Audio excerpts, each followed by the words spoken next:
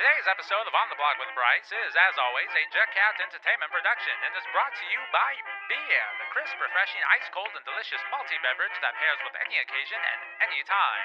Whether lagered, aled, stouted, light, dark, amber, pale, or blonde, always count on beer to make your evenings that much more tantalizing, the opposite sex that much more attractive, your bravery that much more amplified, and your inhibition that much less a pestering thorn in your side. Yes, folks, for a good laugh, a great time, and a somewhat awkward morning waking up next to a complete stranger you hope your friends never find out about, always count on beer to deliver. Pint after pint, round after round. That's beer. And now, on to our regularly scheduled program.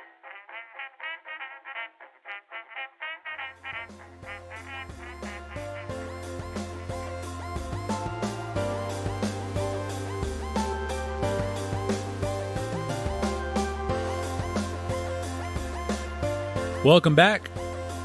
Thank you for hitting up the block yet again. This is On the Block with Bryce. I'm your host, Bryce Castle. Before we begin today's show, I just wanted to share with you some exciting news. For the last couple of weeks, we have been exclusively found only on YouTube, but I finally took the plunge and I pushed the show out there, and now we are found anywhere where you normally listen to your podcasts. That includes Spotify, Apple, iTunes, Stitcher. Wherever you listen to podcasts, you will now find us there streaming. So that's very exciting. Of course, we're trying to grow the show just in any way we can. If you are a fan of the show and if you want to help the show out, the best thing to do is to go to Apple Podcast, even if you don't listen there. But go to Apple because that seems to be where it helps the most, and leave us a 5-star review. That would be greatly appreciated. The more 5-star reviews we get, the more we can reach random audience members looking to listen to something new and something different. And hopefully this show is something that might be right up their alley. And so with each 5-star review we get, the odds are the more new listenership we get. So if you're a fan of the show, that would be greatly appreciated. If you're not a fan of the show, don't bother writing a review. No negative reviews, please. If you hate the show, I don't know why you would be listening, but that's your prerogative. It's a free country. But 5-star reviews only. But again, Spotify, Apple, iTunes, Stitcher, wherever you listen to podcasts, we are now there. So that's really exciting, and I'm very excited to get the show out there to more people, and hopefully to a lot more people. So I just wanted to share that with you. It's very exciting. So in today's episode, I wanted to take an opportunity to kind of clarify a couple of things about me and my political and social viewpoints that have been brought up to my attention from people who have listened to the show. Looking back at the last 10 episodes, I can definitely see where people may have mistaken me for something I'm actually not. And what I'm actually not is I'm not a conservative. The last couple of episodes have definitely been themed on the sentiment of anti-left. I am definitely an anti-leftist. I don't subscribe in any way to the ideas of socialism, Marxism, communism. I think they are probably the worst forms of societal cohesion that human beings have ever invented, ever, in the history of governments across time. And I am vehemently an anti-leftist, but that doesn't necessarily mean I'm a conservative. But again, looking back at the last couple episodes, I can see where people have made that mistake. So in today's episode, I want to talk about some of my views, probably 8 different viewpoints I have that go really strongly against the ideas of conservatism. These are views I have always held at some point or another, in some way or another, that have only become more refined the older I get. Some of them, ironically, the more anti-left I get, I've become stronger within some of these views. And as we go down the list, we will find ourselves starting off with topics that maybe a lot of people on the right, maybe a lot of conservatives could agree with or acquiesce to at the very least. And then as we go further down the list, we'll get further and further away from things that conservatives are willing to compromise with, including the last topic, which is a hill that most conservatives have chosen to die on. So we'll talk about all those things. Hopefully I can make some quick, concise points, and then you will better understand who I am, what my thoughts are. You definitely know my thoughts on the left. You know my thoughts on socialism. I have mentioned that I am a critic of conservative viewpoints as well, and hopefully these 8 different topics will give more of an idea of what I am critical of and why I do think differently than most conservatives do. And again, I'm not a conservative. I consider myself something else entirely, which we will discuss towards the end of the episode. So let's dive into this list and let me give you all the reasons why I don't consider myself a conservative. Okay, so first point that separates me from most conservatives, and this is a relatively new point I've been mulling over the last couple of months, and I finally was able to get some coherent thoughts behind my viewpoint here.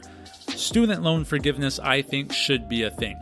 I was on the fence with it for a while, but I finally do think that student loan forgiveness should be a thing, and here's why. When these 18, 19, 20-year-old young adults take on these loans, a lot of them take on the loans under two different ideas. Number one, the idea that a 4-year university is just what you're supposed to do after high school. And also, once you're done with that 4-year university, you will have a degree that will get you a job that will pay you enough to allow you to pay the loans back in a relatively quick amount of time. If you're getting a degree in mathematics of some sort or sciences of some sort, technology of some sort, this, for the most part, can turn out to be true, even in the medical field to some degree, although doctors go into much more debt than the average student. But for most students who are 18, 19, and 20, have no direction, have no idea what they want to do, have no idea who they are as people yet, most of them don't actually follow careers that match their degrees that they get, that they take out all this money to obtain. And one of the reasons they don't usually pursue a career that matches the degree that they took out all this money for is A, the jobs aren't there, and B, they're 18, 19, and 20 years old. What 18, 19, or 20-year-old do you know who has their life plan together?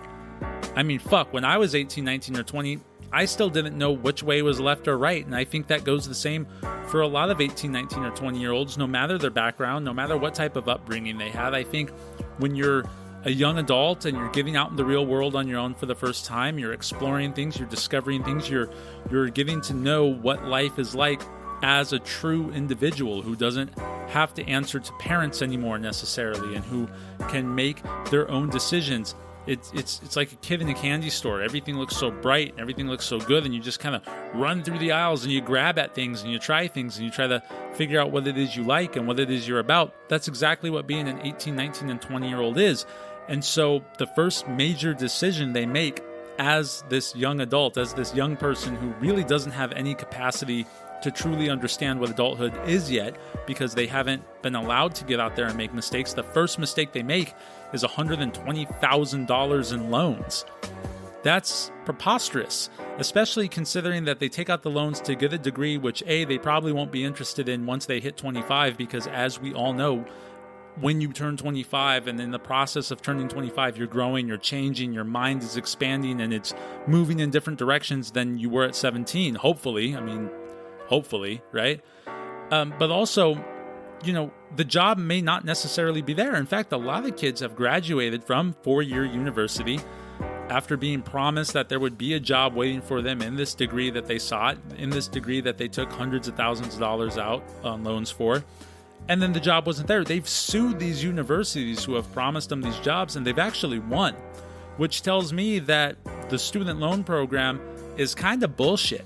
On top of that, most of these students who go to these 4-year universities spend the entire time being indoctrinated by lefty professors who haven't really seen too much of the real world because they're protected by this bubble that is the university. They're protected by this bubble that is the so-called educated class. They're protected by the academia that gives them tenure so they can't get fired for doing a bad job.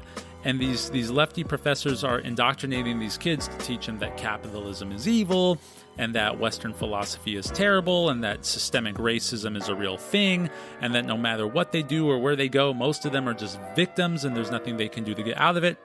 So you blend that bullshit in with the fact that they've took on a vast amount of money to which they were too young to have any conceptual idea of what it is they were taking on, with the promises of careers from degrees that aren't actually there, and then you throw them out into the real world at 22 with all that indoctrination and all that debt and the job that isn't there and all this time wasted, and you go, okay, good luck. I mean, no wonder that these 22-year-olds are so fucking pissed off and they're out in the streets rioting and raging. I mean, they've been told that they're victims of this oppressive system, and then they get out into the real world. There's no job, they have no money, all they have is this oppressive debt sitting on their shoulders that you told them to take because it would be worth it in the end. To me, this seems like a massive scam. And it seems more like a massive scam when you find that the government is backing most of these student loans, which is why these kids can't default on these loans. You can go bankrupt to almost everything else that you take credit out on or debt out on except student loans. They can never get out of it. So now they're 22. They're in the real world. They've been indoctrinated by these lefty professors who have taught them Marxist rhetoric and viewpoints. They're in all this debt. There's no job. I mean, you've fucked them. You have fucked them. Even if they manage to get a job or find a good career, the interest on those loans skyrockets once the interest kicks in, and they're stuck paying for this shit a lot of the times for the rest of their lives. I've met people who are 50, 60 years old still paying off student loans from the fucking 80s. That's insane. But again, they can't default on it. They can't do anything really about it because the government is the one behind the loans, and they're stuck. They're stuck. And they're stuck on the idea that there was supposed to be something better for them once they went through the universities. And as it turns out, that's not the case. And since it is backed by the government should be held accountable to those false promises made. And again, some of them have been. These students have sued the universities. They've sued against the money that was placed upon them as a debt that the government backs to make sure they can't get out of it. And they've won, and they've lifted their loans. I just think that if you're going to con these kids into thinking that they're going to receive an education that isn't going to do them dick in the real world, if you're going to indoctrinate them with this lefty bullshit, you're not really doing them any service. And they're way too young to understand what the fuck it is they're taking on. Now, granted, you can blame that on the parents, and I'll admit the parents have some responsibility here. I don't know what it's like to be a parent. I don't have kids, but I can definitely tell you, if I did have kids, if they turned 17, 18, the last thing I would do is encourage them to go $20, $80, $120,000 in debt as the first move they make as an adult. So I'm not entirely taking away responsibility from the parent. I'm just saying that these kids are told that college is the only way to go, and that a 4-year university is going to give you the best possibility of getting a great job. And then they get there, they spend all this money, or they're indebted with all this money. They're indoctrinated by these lefty professors who tell them capitalism is evil. They get out there, there's no job, there's no money, and now they're trapped by this suffocating debt, all backed by the government, so they can't even get out of it unless they sue and hopefully find a judge that's sympathetic to their cause and to their points. If the government is going to back a process that dupes young people, and I mean really young people, into a financial servitude for the rest of their life, then they should be held accountable for it. The government is interfering with their constitutional rights of life, liberty, pursuit of happiness, and property because they are in the way of them obtaining any of those things because of the debt they have on their shoulders that the government has backed and made it impossible for them to get out of. And therefore, I do think that because of all those points and factors, student loans should be forgiven and it needs to be restructured. Granted, again, personal responsibility is key here. I think parents should do a better job in telling their kids this is not what you want to do. I think universities should be more upfront and honest and go, this is not what you want to take. But everyone should, while everyone should play their part, that also goes for these government-backed student loans. And you duped these kids, you've conned these kids, and like with anybody who gets conned, they are not responsible or should not be held responsible to pay for the massive amount of money that you conned onto them. You basically have made them financial slaves, and last time I checked, slavery of any kind in this country is a big no-no. So I do believe student loans should be forgiven. I know that's not something conservatives agree with me upon, and let's move on to the next point. So the next point is a very complicated one, and I'm going to attempt to sum it up as quickly as I can while still making sense. I don't know if I'm going to. I might ramble a bit, but it is what it is. I'm half drunk, and this is a very deep subject that could take 3 podcasts to cover, but that is the subject of religion. Most conservatives would consider themselves religious. In this country, you're going to find most conservatives following either a Jewish faith or a Christian faith or a Catholic faith or something of the sort, Protestant, what have you. The idea that most conservatives do share is that religion, organized religion, that a belief in God, the belief in a higher power, a creator that is made in man's image or who has made man in his image and dictates, past, present, future, and all things, is needed in order for society to stay moral and decent. Now, this is something I do disagree with. I no longer believe that human beings need a religion in a literal sense in order to be humane and decent and moral. Now, when I say literal sense, what do I mean? I'm talking about taking the Bible literally, seeing God as a literal being, seeing Jesus as a literal being. I don't think personally the Bible was ever meant to be taken so literally. I think the Bible is an amazing book. I won't speak too much on the Torah because I haven't read it. I won't speak too much on books like the Quran or any other ones because I haven't read them in full, or either in full or in a long time. The Bible I'm the most familiar with.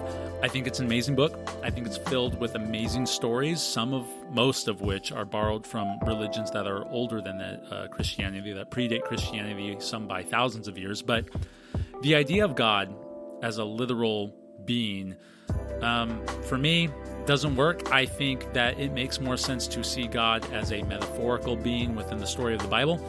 God is the metaphor for what human beings are constantly striving towards, that perfection of human. This is why God has made man in his image. This is why that tie is there, because man is striving to be more God-like, like what would Jesus do, things like that.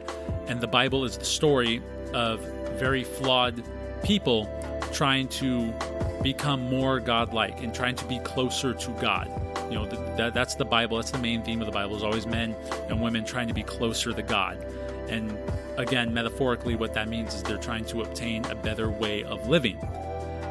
So if you continue to look at it metaphorically, and you consider this country was founded on the hybrid of Judeo-Christian values mixed in with the Athenian principles of freedom and government, you have this Enlightenment era, which gave us the Constitution and our Bill of Rights.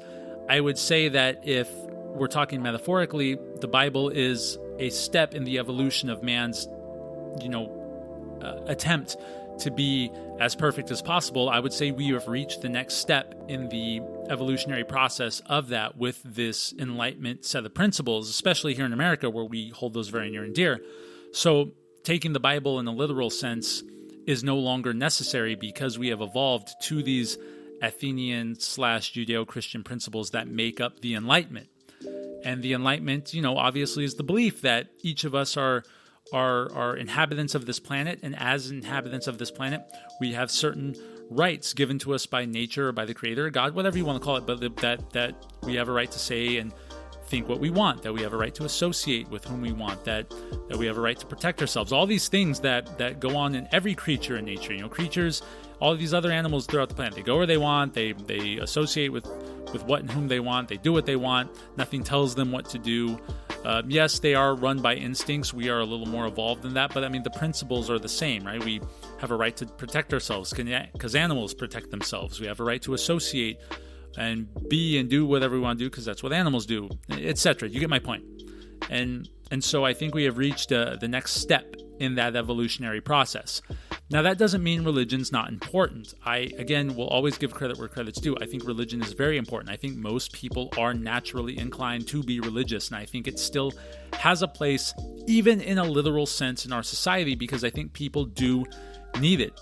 And I think the evidence of that is very clear when you look back throughout history when people completely removed religion from their lives, like Soviet Russia or Maoist China. What followed was always Nazi Germany also. What followed was absolute chaos and death and despair and tragedy. Because if human beings are naturally inclined to put their faith into something or someone, and you take God out of that, then all that's really left, if you're not careful, is man. And man is very capable of horrific things. And as we've mentioned, Maoist China, Soviet Russia, Nazi Germany, those men, Mao and Hitler and Stalin, they were capable of very dark things, and people followed them. and therefore they follow them into very, very horrific, dark places. And so if you had to give me a choice between, a guy like Mao and the Bible, well, for me, I'm going to choose the Bible. And I think most people do need that to save themselves from following people like Mao. Now, this is not an elitist argument saying, well, I don't need it because I'm more enlightened. I think in order to break away from the Bible in a literal sense, you first have to acknowledge the fact that the Bible is important within the existence of at least Americans. That religion is important throughout the world because it gives people that idea of needing to be good, of needing to be moral because of a higher power. The next step, as I've said, through the ideas of enlightenment, is recognizing that higher power is within us and not within an ancient text or not within a divine being looking down on us from the sky. But first, you do have to acknowledge that religion is needed, and you also have to be able to sit there and go, okay, well, I am responsible for my own actions, right? I am free to do what I want or feel I need to do, therefore, I'm responsible for all I do. I need to therefore be responsible for all I do. And so I don't want to do bad because then bad things will, in turn happen to me. I commit the crime and go to jail, for example. So I think with that in mind, people can evolve past the idea of needing God in order to be moral, and then they can adopt different reasons for being moral. I'm sure I'm not making a lot of sense, and I'm going to cut this short because I don't want to ramble too much. All I'm going to say is if people can understand the importance of being responsible, that they don't necessarily need religion in order to maintain morality. And this is something not a lot of conservatives believe.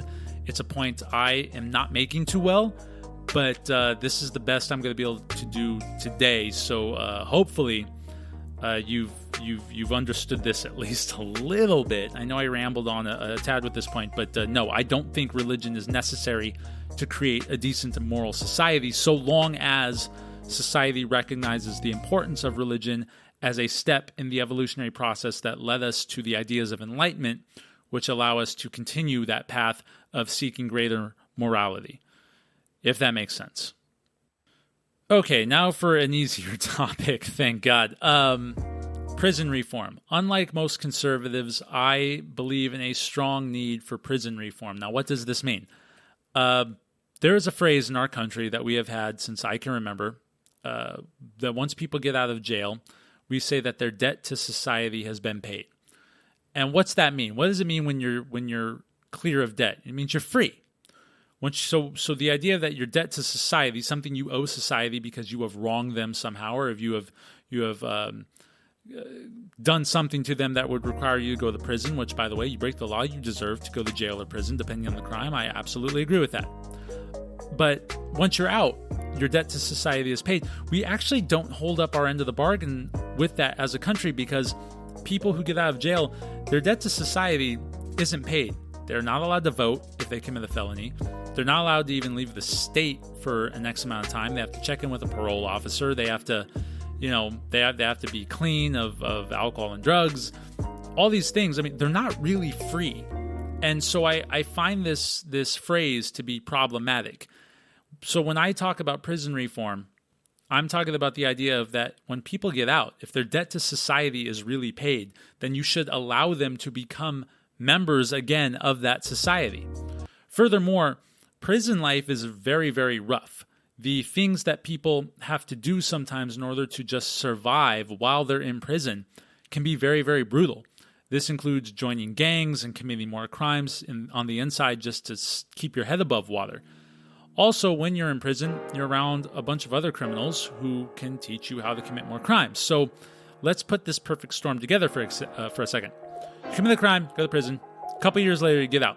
While you were in there, you had to protect yourself. You had to do what you had to do, whatever that may be. You may have been subjected to some atrocities, both on a physical, sexual level. We know what happens in these prisons sometimes. It's very terrible. You come out with all this new knowledge, maybe a chip on your shoulder, maybe some trauma for things that may have happened to you, and you come back out and you are treated as if you are still locked up. You're not allowed to get a good job. Most colleges won't accept you anymore. You're not allowed to vote. You're not allowed to own a gun. You can't protect yourself. You don't have those rights anymore. You basically have had everything stripped from you. And the only thing that society seems to expect from you is to get a job at 7-Eleven and kind of just live with it and stay there. And you stay there because it's like, oh, well, you did commit that crime, so, this is your contribution to society now. Well, that's not necessarily life, liberty, and pursuit of happiness. Now, of course, this does depend on the crime. I don't know if I would necessarily want a thief working for me if I owned retail or something like that, but the idea that we say their debt to society is repaid, and then when they come out, we still treat them like a criminal, all we're doing is encouraging them to go back to making money as a criminal, and therefore the cycle will repeat, except the next time they go to jail, they're going to go to jail for a longer sentence, and therefore be subjected to more criminal activity, be subjected to more needs to defend themselves, and be subjected to more situations in which traumatic experiences can occur. So when I say prison reform, I don't necessarily just mean what goes on while they're in the prison. I also mean letting them feel like members of society when they get back out. Furthermore, if prison is supposed to be reformatory, which a lot of prisons still say that we're a reformatory, then actually make some effort to fucking reform them. If I'm going to pay all the tax dollars I pay for prisons, which, by the way, you pay a lot, then I do want to see these guys and gals reform, so when they come back out in society and we let them be active members of society, they have an actual interest in being a part of a decent, civilized, law-abiding society. So what am I talking about?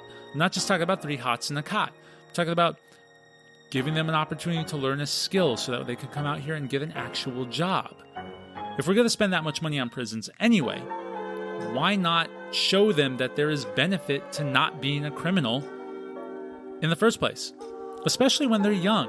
A lot of these kids, they commit crimes when they're 20 and it follows them around the rest of their life. I have a relative, this happened to him. He did something very, very stupid 20 years ago. And now he's 20 years older, still paying for it, still struggling to find decent work because of this felony on his record. And if you're going to say your debts were paid, if you're going to allow them to come back into society, you can't treat them like criminals while they're on the outside, because then, again, there's no incentive to stay on the straight and narrow. So I give a lot of thought to that. I think when we talk prison reform, we should talk about job education and basic education. I think we should give them their rights back when they get back out here, no matter what they've done. I mean, I guess within reason, you can make an argument for that, I suppose. I'm not a theocratic fascist dictator, so these things don't have to be law, but these are just kind of my ideas and why I usually do not side with conservatives on this particular one, because a lot of conservatives, for the most part, while religiously they are forgiving, they are not a forgiving they don't have a forgiving type of nature. So either, if your debt to society is paid, then treat them as if they've paid the debt back. Don't treat them like criminals once they get out, because then all you're going to do is incentivize them then to say, fuck it. If I'm a criminal, then I'm going to do criminal shit. I'll be making more money. And if I go back inside, well, it's not that fucking bad, because it's what a lot of them think. So, there are some conservatives coming around to that, but it's definitely not something that every conservative is warm to. So that's another thought of mine that separates me from the conservatives. Okay, moving on. Let's talk about welfare. Now, when you say welfare, a lot of conservatives, they cringe. They cringe bad. Most conservatives, especially the religious ones, but I would say generally most conservatives tend to think of welfare as a open, bleeding, never-ending, just horrific wound on American society that is bleeding us dry of all our money. No doubt welfare is taken advantage of throughout the country. Not only that, it does incentivize laziness in a lot of people. I was raised on welfare for a good chunk of my childhood. I've been to the welfare office. I know what it's like to struggle. Here's my problems with welfare to some degree. By and large, it is designed to make people and keep people poor.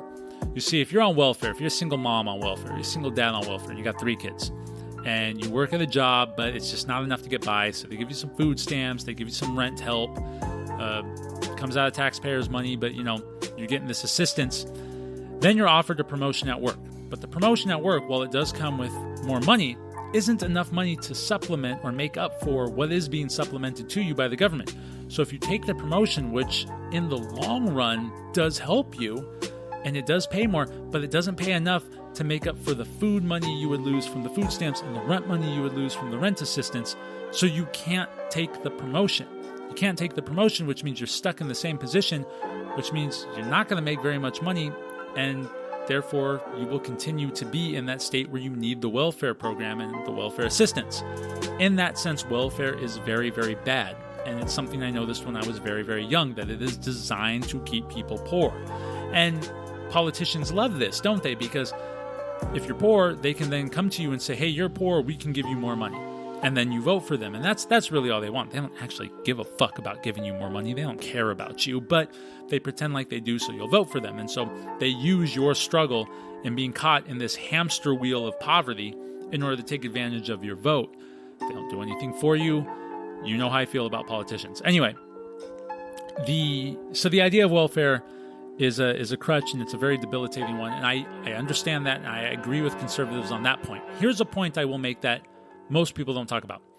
In a country and society as rich as this one, and America is a vastly rich place. We're not just rich in money, but we are rich in opportunity, and we are rich in values, and we are rich in freedom. With that type of ability to become rich in all those ways, you are going to have inequity. You are going to have people who are rich and people who are poor. Poverty is the number one factor when it comes to committing crimes. The evidence on this is crystal clear. There's been too many studies to quote, poverty breeds crime. Welfare, well, I believe it's overinflated now. I do think that in order to prevent the poorest of the poor in this country, whether it be through their own choices or circumstances or whatever, I think that in order to prevent them from committing crimes, or at least making sure that we limit the possibility that they would commit crimes, I think there needs to be some sort of welfare system in place to help those who really need it out enough so they don't commit a crime. Now, there's caveats to that. I don't think it should last forever. I think there needs to be some sort of job training. I think there needs to be some sort of time limit. I think that when you enter into that program, it's like, look, you're coming into this program. It's a government-funded program. It's designed for you to hate it. It's designed for you to want to get out. Because we're gonna. I don't know. I haven't thought about it too deeply and like what it should be, because you got to make sure the government doesn't trounce on your liberties at the same time. But you could treat it like an army contract. Say you sign this, okay, now you have signed over your not rights entirely, but something like it, where it's like, all right, you have to join this program. We're going to give you some financial assistance, and then we're going to give you a job, or we're going to teach you how to do something so you can go get a job. And there are flaws with this, no doubt. I'm not, again, the theocratic fascist who makes up all the rules. But I think if you don't at least invest into a limited welfare program, you increase the chances that the poorest of the poor in this country will commit crimes. And if you don't want to live in a society where criminal activity is everywhere, you should invest a little bit in order to create an opportunity or an avenue for them to take so that they don't stay poor forever. So you put a time limit on it, and you put all sorts of caps on it. Don't allow them to do drugs while they're in these programs, and then get them the fuck out as fast as possible. Now, the other thing you could do is, once that's in place, you can actually increase the severity of the laws when they're broken. So it's like, look, you're poor, you have no way out. We gave you an out. The taxpayers have funded this way for you to get out. You can get a job placement. You can do this. You can pick any number of fields you want, whatever. You still didn't do it. You still went out there. You still fucked up. Well, now it's your ass. We gave you every opportunity in the world. Now it's your ass. And then you can be really harsh on the crime thing. But, you need something. You don't want to just leave people to their own devices, because, again, while we have done a lot of amazing things in this country, we have not figured out how to stop inequality. I don't think you can stop it. But I think as prosperous individuals in this country, when I say prosperous, I don't just mean the super rich. I mean people like you and me who have a good job and who have our rent paid and have our bills together, people who are at least able to live a life of stability. I think in order to maintain a decent level of living both inside and outside of our homes, that we do need to make a little bit of an investment for the poorest of the poor. And because poverty does breed crime, and look, you don't want to see crime everywhere. So limited welfare program, that is something I do think we should do. I think we should strip back all the crap that's in our welfare program now, and I think we should make it an incentivized program to get people out and working and out of there so they don't have to be in it anymore. And I know that's something that conservatives don't really agree upon. I think they would like to, for the most part, remove welfare entirely and leave everyone to their own devices, which, in a perfect world may be fine, except, again, we know poverty breeds crime, and if we don't want to live in an area with crime, maybe we should invest through tax dollars or whatever to limit the possibility of said crime. And if a limited welfare program can do that, then I would be on board of that plan. All right, so while the first half of that list is things I probably can argue my way into most conservatives for at least hearing it out and maybe changing their mind on some of those things, this next half is going to be a lot harder to do, and this is what really starts to separate me from conservatives and conservative viewpoints. Let's talk gay marriage. I am 100% in favor of gay marriage. All the way, always have been. What two consenting adults do and who they decide to partner up with and who they love and all that stuff. It not only is it none of my business, but in this country especially, it's their right to do so as Americans. When you're talking marriage, the conservative right tends to take the argument of, well, God, marriage is a religious thing and it's recognized, as between a man and a woman in the eyes of God. That's fine, and I'm not saying it's not. However, the government has, yet again, fucked things up, in a sense, by sticking their nose in it. So the government has decided to recognize marriage as not only a religious union, in which case they would have no business in, but they've recognized it as a legal union.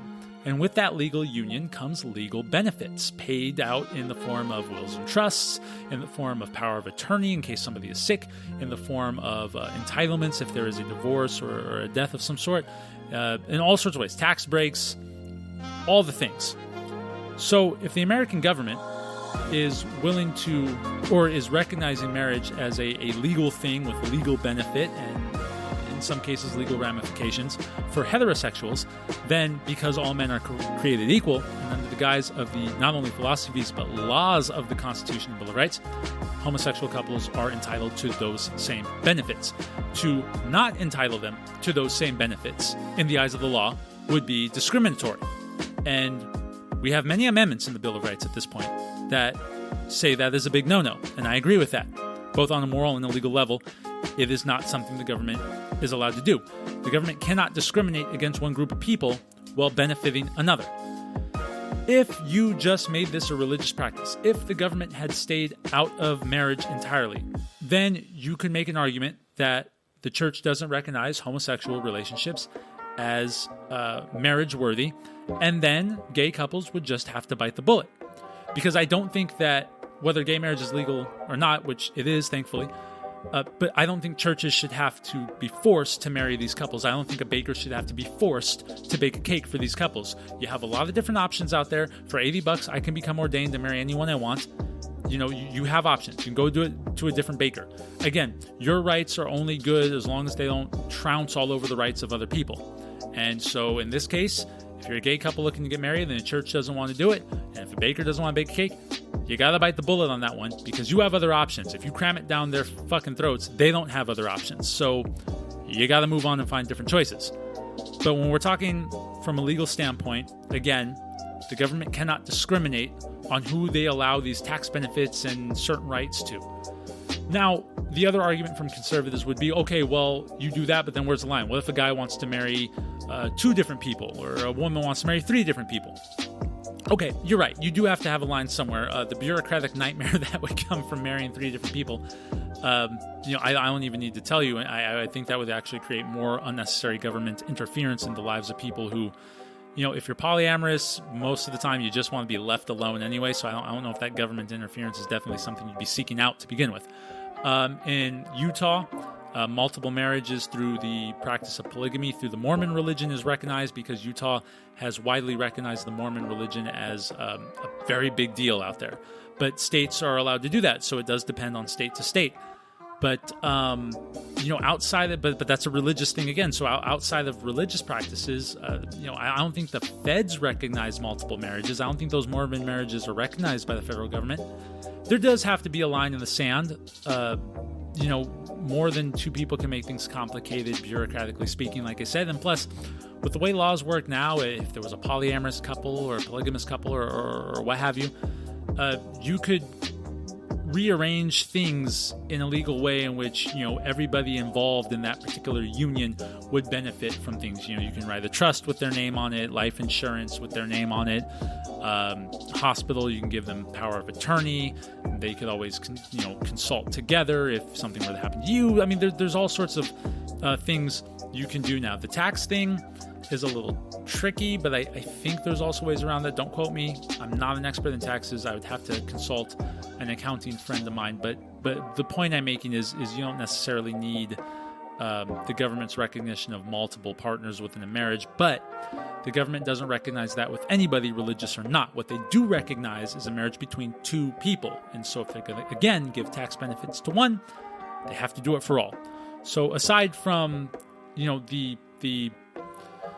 idea that who gives a shit if you're gay or not, like, honestly, that is not a big deal. Aside from the moral philosophy behind why gay marriage is a good thing, there is a constitutional and legal argument for it, and hopefully I have made it pretty clear today. All right, let's talk about the vices now. I'm talking about prostitution, gambling, and drugs. I want them all legal. Coast to coast, I want them entirely 100% legal, and I want them legal yesterday. And I have many reasons for this, but I'll try to stick to the key points.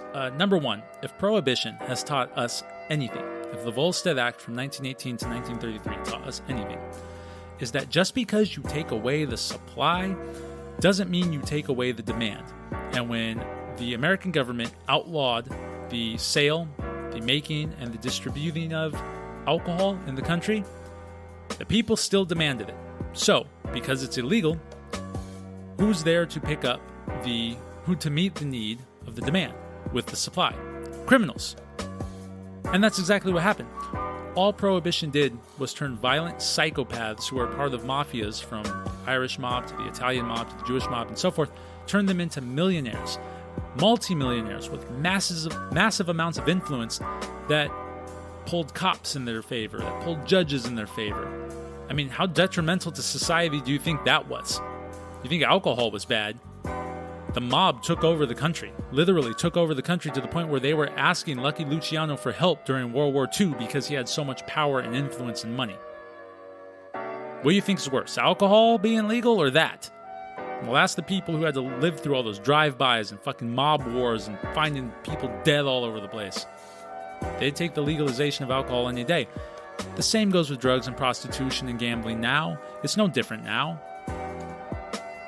While you can make many arguments about why prostitution is psychologically harmful to a woman, and these are not arguments I would disagree with, you have to at least accept the fact that as a grown woman, she's allowed to make her own choices, except with prostitution being illegal right now, she's being forced into this line of work by these violent, vicious pimps who keep them strung out on drugs and only give them enough money to barely get by till the next day, till they need to go out and work for this guy again and repeat the cycle.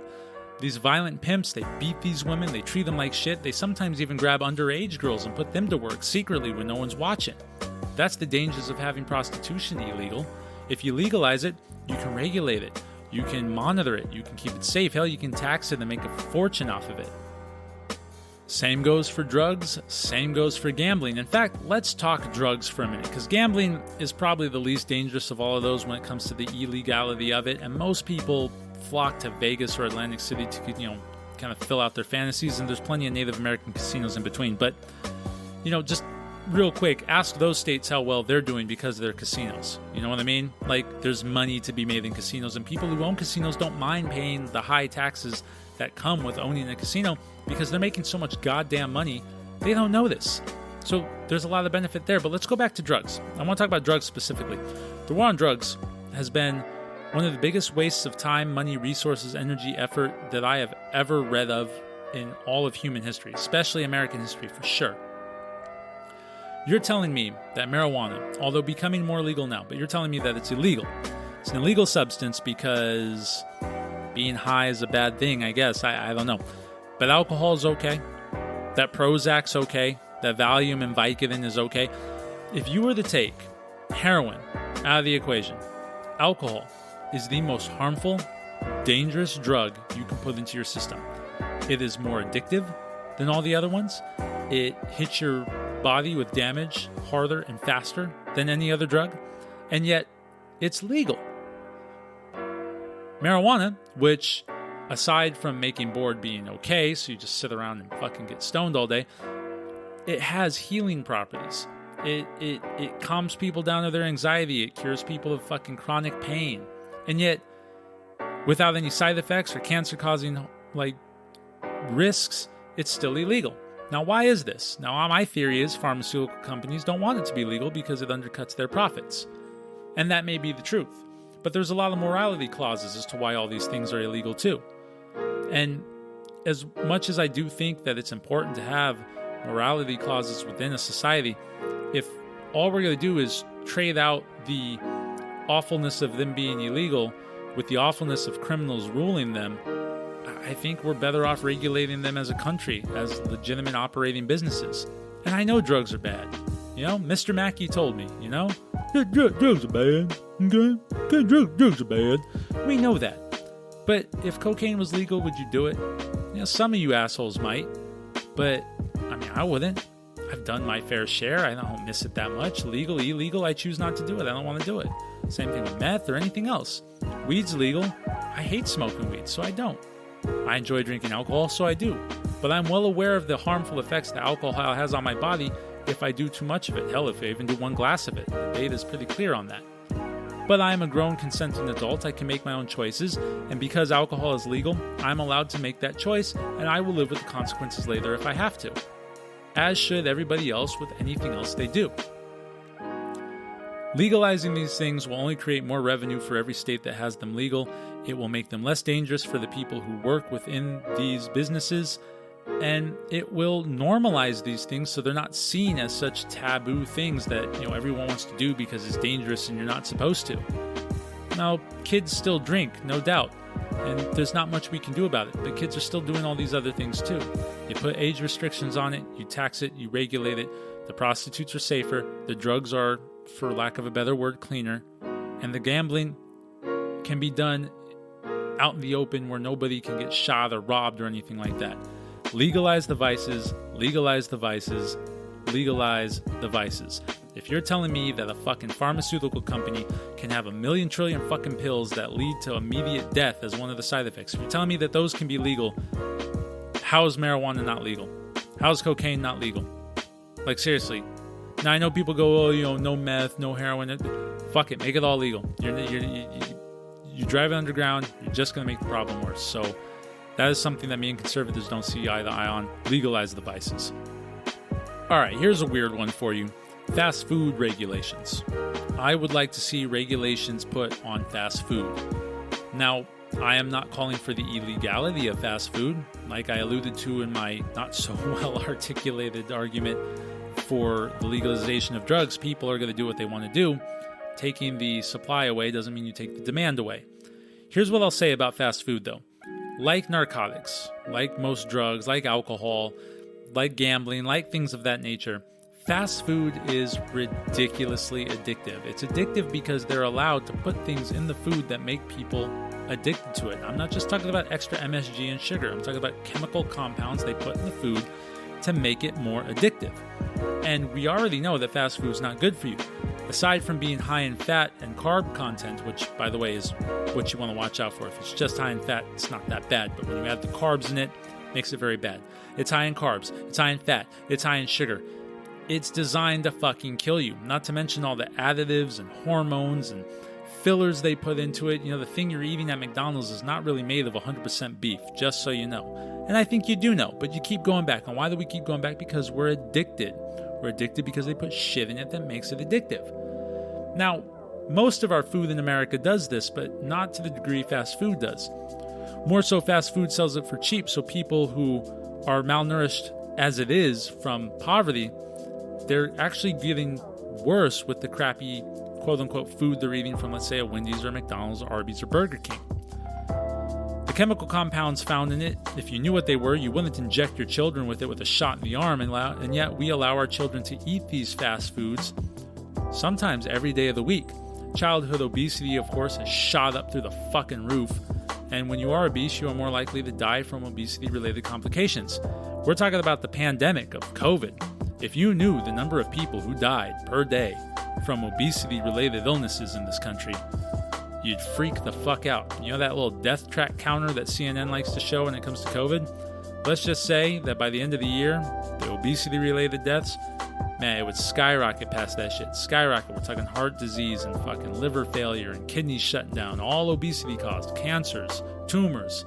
It goes on and on and on. Because this stuff is so dangerous and because it's not even really technically food, because it is a chemical substance that's addictive, you actually can call it a drug more than a food. And because it's a drug, like with other prescription drugs where it has regulations and warnings on it, we need to do the same with fast food. And we need to put age restriction on it, much like we do with cigarettes and alcohol. You can't buy cigarettes unless you're 18 or 21 in some states. You can't buy alcohol unless you're 21. You can't shoot porn unless you're 18. We have these regulations on things all over the country. We need it for fast food too because of the harm it does to your body, because of the somewhat or sometimes irreversible damage, especially in young people. And these kids, again, they're eating this shit all the time. The corn dogs, the potato chips, and all this shit that you can find at fast foods, and even the healthy ones like Subway with their fucking shitty bread and all this horrible meat that's not really meat. You know, there's a reason Europe doesn't import any of our meat or our food. It's because we pump it full of crap, and nowhere is that found more than in fast food. California already has Prop 65 warning saying that fried potatoes lead to cancer, or have been known to lead to cancer, but that's a chemical thing within the potato. What they don't tell you is that the starchy carbohydrates from the potato can lead to all sorts of cancers, whether it's fried or not.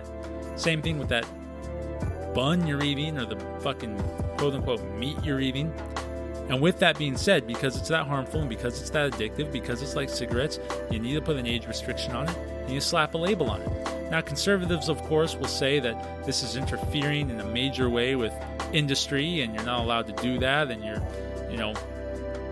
violating all sorts of business owners' right to do this and that. It's like, no, I'm not. I'm just simply treating it like you treat alcohol and tobacco because it's just as dangerous as alcohol and tobacco. It's just as addictive as alcohol and tobacco. It's not good for you. And if you as a consenting adult want to shovel that shit in your mouth every day, I say go for it. But kids cannot make consenting decisions when it comes to drinking. Why should we allow them to make decisions when it comes to that type of food, especially since it's usually the parents putting the food in front of the kids to begin with? Could you imagine if I had a kid and I gave him a fifth of vodka and go, here you go, I'd go to fucking jail. And why? Is because vodka, alcohol, is very harmful and dangerous to children. So is fast food. Therefore, it needs to be regulated and Surgeon General fucked to death the way cigarettes and alcohol are. I do apologize for my poor articulation. This episode has been brought to you by beer, and I'm feeling it. I don't know what to tell you, but yes, fast food. Slap stickers on that shit. 21 and up. Okay, final topic, and this is the big one. This is the one that really sets me aside from conservatives. In fact, this is the hill most of them choose to die on. This is the topic that I don't even think you can call yourself a conservative unless you take the conservative viewpoint on it, and that would be abortions. Yes, folks, abortions. Dun, dun, dun. Abortions. I'm pro-choice. Simple, I'm pro-choice. Now, I'm pro-choice within reason. I do not subscribe to the idea of third trimester abortions or this stupid shit they got going on in Virginia and New York where they do post-birth abortions or whatever the fuck they have going on. That's just insane. However, if you want to do it within the first trimester, I think a woman should be allowed to have an abortion within the first trimester. I'm also willing to acknowledge that that is a human life in her body. I'm also willing to acknowledge that it's brutal and it's barbaric, and if I was in that situation, I would want differently. I would just man up and live with the choice. That's just something I would do. But the problem is when you make it illegal, of course, again, you drive it underground, and when you drive it underground, you make it more dangerous. If you want people to change their mind on abortions, You have to do it in a cultural light. You have to change the culture of it first. But it's really hard to change the culture when you just shove it underground and call it this horrible, evil, bad thing, that which it may be. Now, I'm a little more heartless than most people on the left. See, most people on the left, they deflect and say, it's not a life, man. It's just a clump of cells. No, it's a life. It's a life because you would consider a jellyfish a clump of cells. Or, I'm sorry, you would consider a jellyfish a life, except it's just a clump of cells, technically. It doesn't even have a fucking brain stem. And yet we consider a jellyfish a full living creature. Why not an embryo?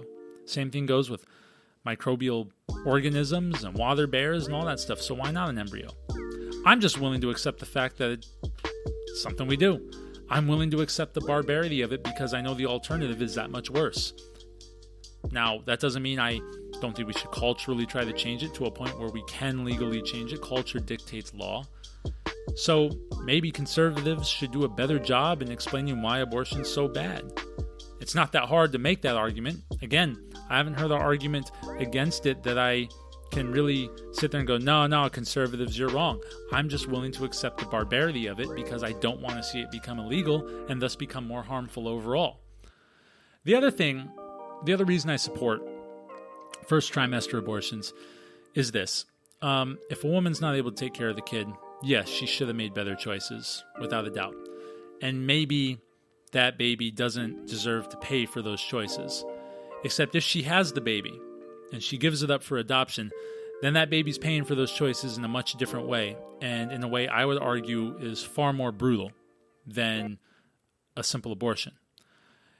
There are things in this life that are worse than death, and I think historically speaking, we can look back to the gulags of Soviet Russia, we can look back to the concentration camps of Nazi Germany, we can look back at all sorts of horrific points in time in history in which death might have sufficed as a better option than what people had to go through when they were going through it. I don't know if you know much about the foster system in America, about adoptions and kids in the system, as it's called. It's fucking horrific. It's brutal. When I was a very young man, 18, 19, 20, I dated a girl who was raised in the foster care system. She was beaten, she was raped, she was assaulted, she was robbed, somebody tried to kill her, she was stabbed. It's a brutal life. It's a brutal life that people at a young age have to live through. Now, fortunately, studies have shown that most children grow up even with extravagantly horrific experiences attached to their upbringing, and they grow up to be just fine. But you're still taking a chance on that, aren't you? And they still have to go through it, don't they?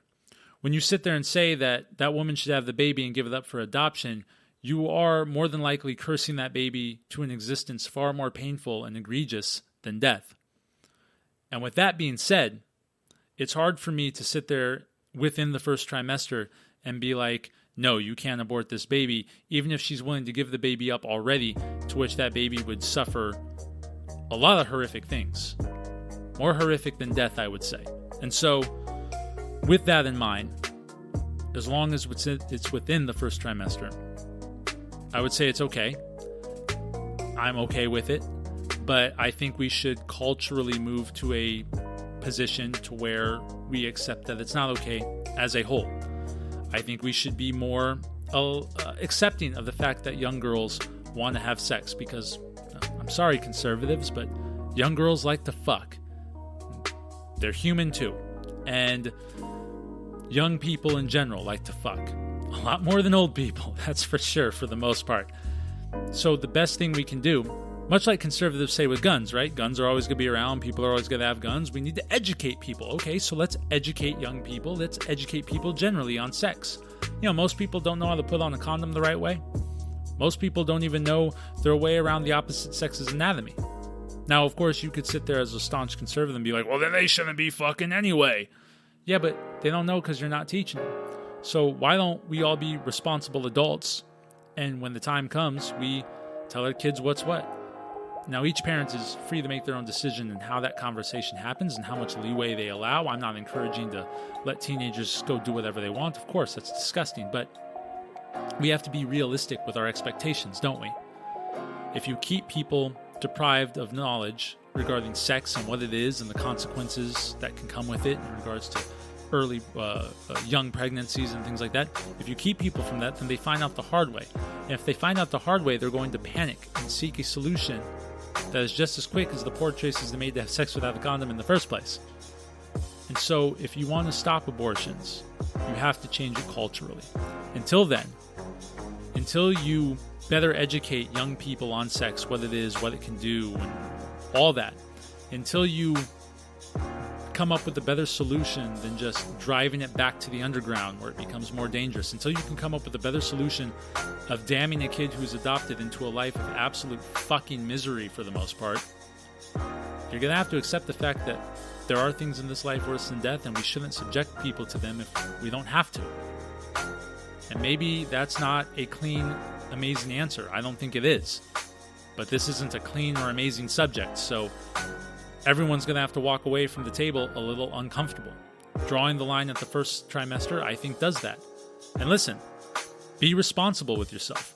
Women say, my body, my choice. Okay, that's fine. Well, then be responsible. Earn it. Take contraception. Take a pregnancy test regularly if you have to. You know, we all do all these things so regularly, right? You know, make sure you brush your teeth twice a day. Make sure you floss, do this, do that. You know, take your vitamins once a day, whatever. Take a birth control or take a pregnancy test once a month. That way you know. That way you're on top of it. You know, men can be more responsible too. Put those goddamn condoms on, fellas. I know it sucks. Doesn't feel great. But putting a woman through a decision where she has to have an abortion doesn't feel great either. Or raising a kid on no money doesn't feel great either. Or leaving them to a foster care system that's going to brutalize them isn't fair either, or isn't good either. So, until we can make some of those changes, I will remain pro-choice. It's not a great reason. You could probably out-argue me when it comes to it. But again, I'm willing to accept the barbarity of it because I recognize the barbarity of the alternatives. And so, there it is. And so there you have it. That is all the reasons. Those are all the reasons, I should say, to speak properly. Those are all the reasons why I'm not a conservative. As you can tell, my ideas vary greatly for most conservatives when regarding those topics. And those are the big topics, right? I mean, those are really the topics that separate you. Now keep that in mind. I do enjoy a lot of conservative views. I believe in a strong border. I believe in legal immigration. I don't like catering to the illegal immigration in this country. I'm for smaller government, limited government. I'm for all those things that a lot of conservatives say they're for, but in those particular topics, I find that I differ with them greatly. So the big question is, well, if you're not conservative, you're not a lefty, clearly, you're not a Democrat, you're not a liberal, Bryce, what are you? People say I sound like a libertarian. I thought I was, because, why not? But libertarians don't really appeal to me either, because libertarians are a mess.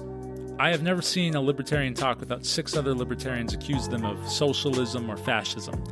Libertarians, as a party, are like a group of cats that you're trying to herd. Have you ever tried to herd a group of cats? No, you haven't, because it's fucking impossible, and that's how I feel about libertarians. And so I don't really affiliate with libertarians. I honestly don't affiliate with anybody.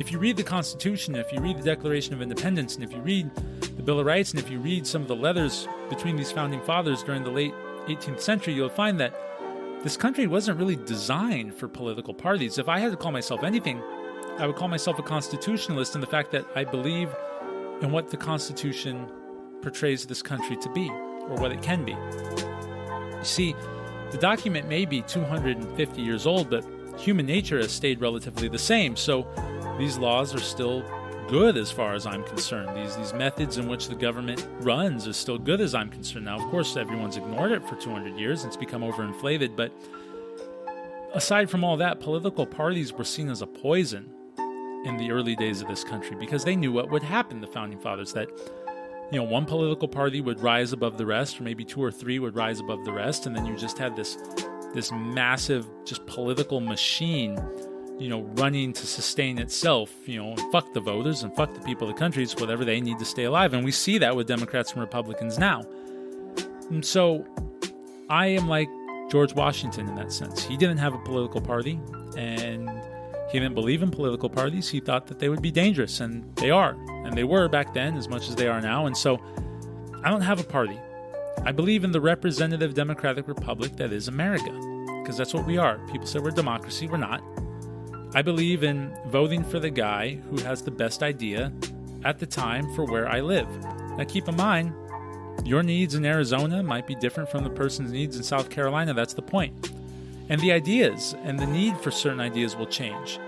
Sometimes you need more rigid, right-leaning ideas, and sometimes you need more open, loose, left-leaning ideas. And so we're supposed to vote on the guy who has the best idea at the time, and then they go and represent us and vote democratically on issues of the day throughout the federal government. That's what I want. That's not what we have right now, but that's what I would like to see. And so that is why I can hold the positions I do. That is why I can think differently than lefties and conservatives and stuff like that. And hopefully now, with all that said, I know I rambled a bit in this episode here and there. If this is your first episode, I'm sorry. But with that said, now you know for sure I'm not a conservative. So that is where we are going to wrap it up.